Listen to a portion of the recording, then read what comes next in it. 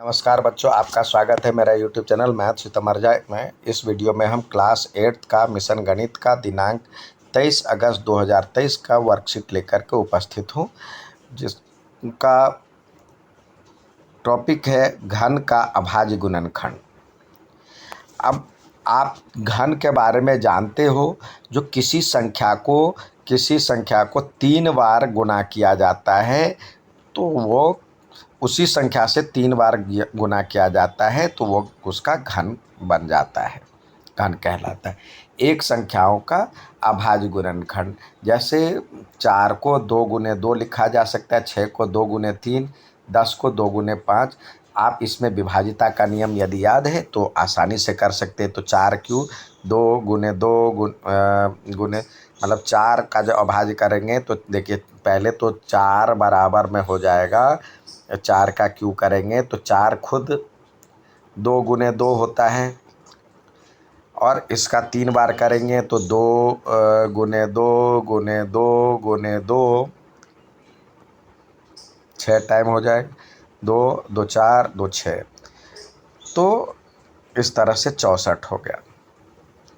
6 का क्यूब, तो इसमें 6 जो होता है 3 गुने 2 होता है, या 2 गुने 3, और उसका क्यूब करना है तो 3 भी 3 बार आएगा और 2 भी 3 बार आएगा।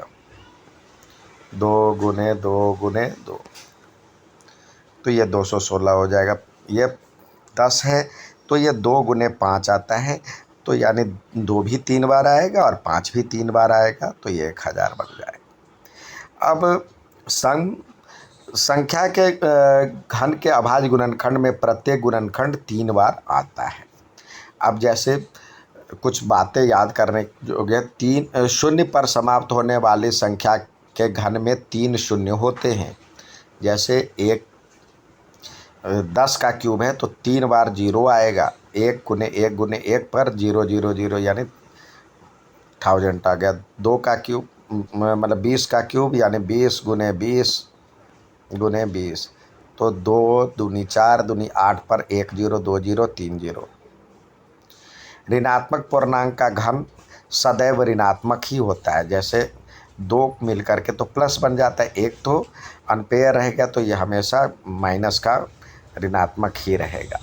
अब आपको दिया गया है 512 का अभाज्य गुणनखंड ज्ञात करना है। तो जैसे 512 लिख लिए, तो देखिए आप देख सकते हैं जो कि इकाई का अंक 2 है तो ये 2 से जाएगा, तो लिखेंगे 2 2 5 6 हो जाएगा। फिर इकाई का अंक 6 2 से जाएगा, तो इकाई का अंक देख करके 2 और 5 से हम भाग लगा सकते हैं, तो ये होगा 1 2 8।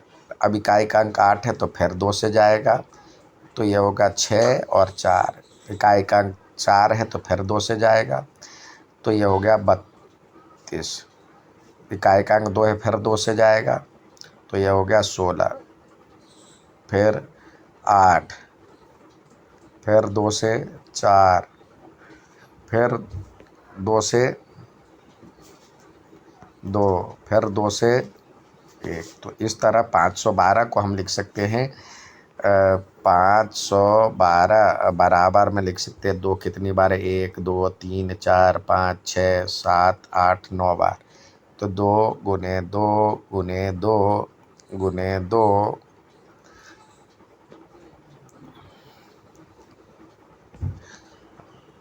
गुने 2 गुने 2, 1 2 3 4 5 6 7 8 और 9। तो यानी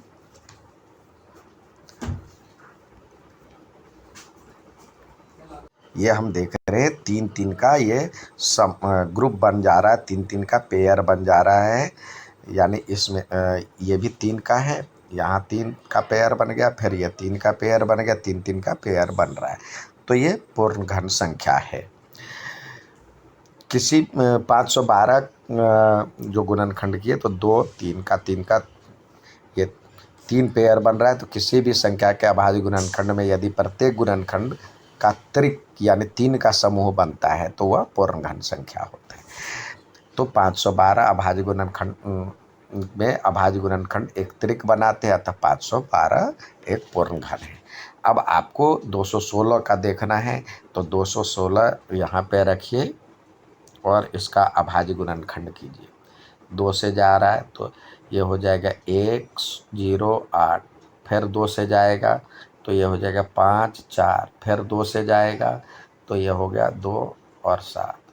अब 3 से जा रहा है 9, फिर 3 से जा रहा है, फिर 3 से जा रहा है, तो ये आप लिख सकते हैं 216 बराबर में 2 गुने 2 गुने 2 गुने 3 गुने 3 गुने 3। तो यहाँ पे देखिए इसका 3 का जोड़ा बन गया, यहाँ पे भी 3 का बन रहा है, तो ये 216 एक पूर्ण घन संख्या है। उम्मीद है समझ में आया होगा। अच्छा लगे तो लाइक सब्सक्राइब शेयर जरूर करें। धन्यवाद।